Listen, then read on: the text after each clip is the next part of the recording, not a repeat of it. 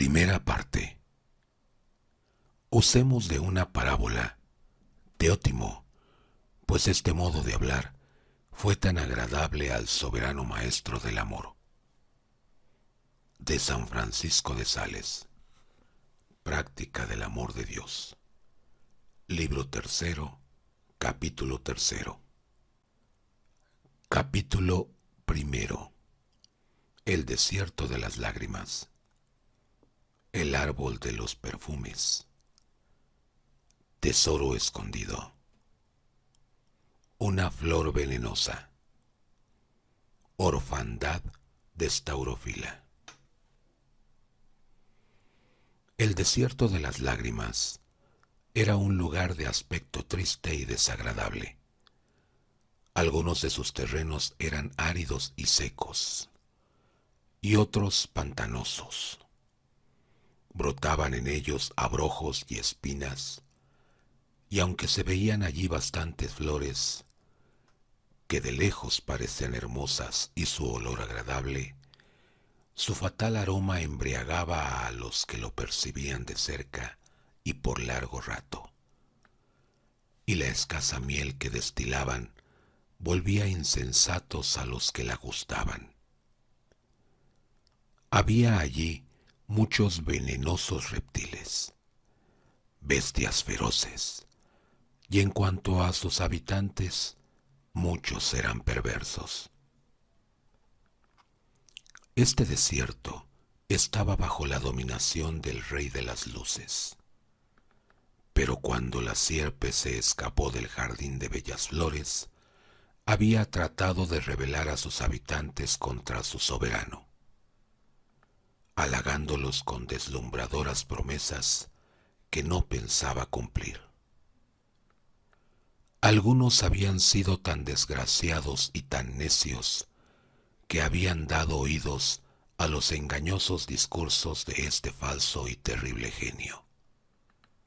Y desde entonces, la guerra más espantosa, la guerra a muerte, dividía a los moradores de este lugar. Unos habían jurado morir fieles al Rey de las Luces. Otros se habían declarado por la sierpe. Y otros, por último, aparentaban servir al rey, pero en realidad servían a su enemigo. De suerte que eran muy pocos los verdaderos vasallos del rey, y la sierpe cada día engrosaba sus filas. En esta lamentable situación se hallaba el desierto de las lágrimas. Cuando llegaron a él Protáner y su familia, allí vivían en una pobre casita. Protáner trabajaba todo el día en el campo para procurar lo necesario al sustento de su familia y buscaba con ansia el árbol de los perfumes. Lo hallaron en efecto. Es este árbol muy elevado y frondoso, erizado de recias y punzantes espinas. Sus hojas son, en gran manera, saludables, sus flores de sin par blancura, salpicadas de encendida púrpura, exhalan una fragancia suavísima. Sus frutos parecen amargos en el estado silvestre, pero beneficiado el árbol con cierta especie de cultivo y acostumbrado el gusto a su sabor, llegan a ser de dulzura incomparable.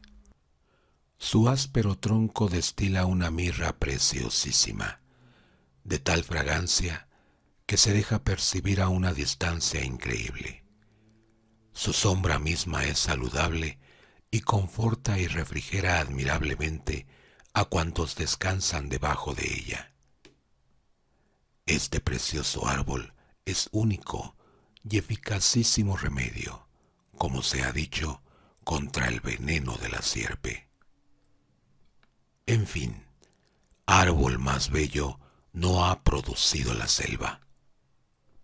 Sus flores, sus frutos, sus hojas y hasta sus espinas, su madera y sobre todo su preciosa mirra son de grandísimo valor y estimación en el reino de las luces.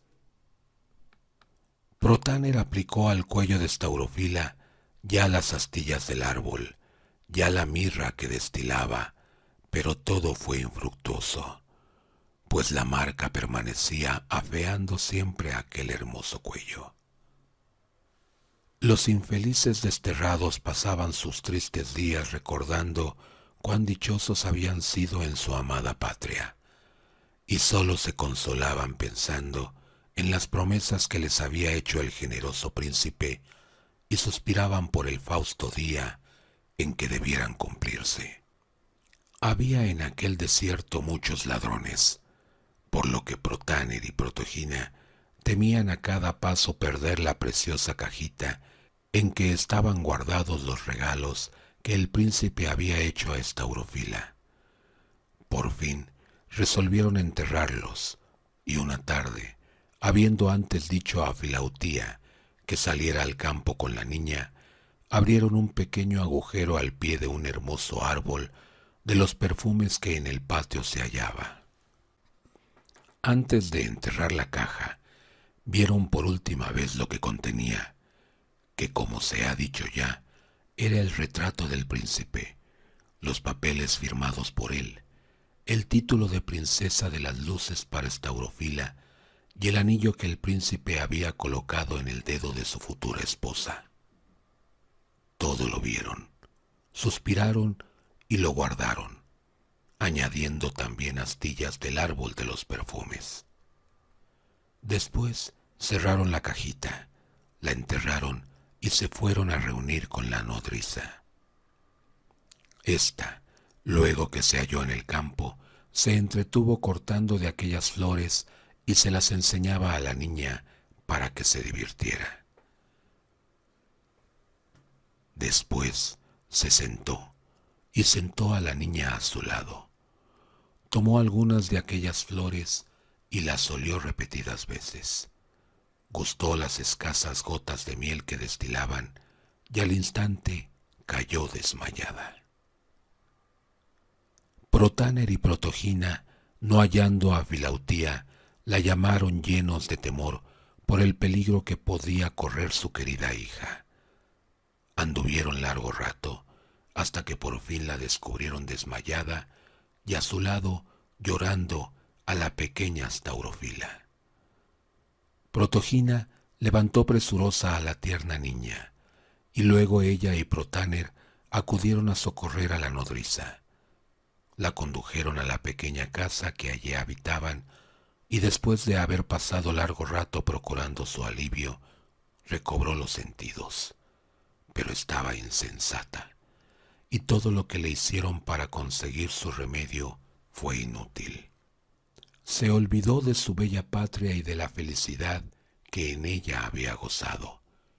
Creía la infeliz que había nacido en el lugar en que estaba desterrada. Rehusaba dejarle y quería permanecer siempre en él. Y temblaba al oír que vendría un tiempo en que dejaría el desierto para ir a aquella mansión de la felicidad que se llamaba el reino de las luces. Además, le quedó un molesto achaque. Este era un sueño tan pesado que cuando se dormía era casi imposible despertarla hasta que lo hacía por sí misma. Pasaron, pues, así los pobres desterrados largo tiempo, y un día que Protáner había salido a trabajar como acostumbraba a hacerlo, se cayó en un barranco y no volvió a aparecer más en la humilde casa. Protogina, inconsolable, esperó en vano, y viendo que no aparecía el amado compañero de su triste vida, se resolvió ir a buscarlo. Le llamaba por todas partes, y sólo el eco respondía a su voz cansada a fuerza de gritar. Y perdida entre aquellos enmarañados montes, desapareció también. De suerte que la pobre Estaurofila quedó muy niña, huérfana y abandonada.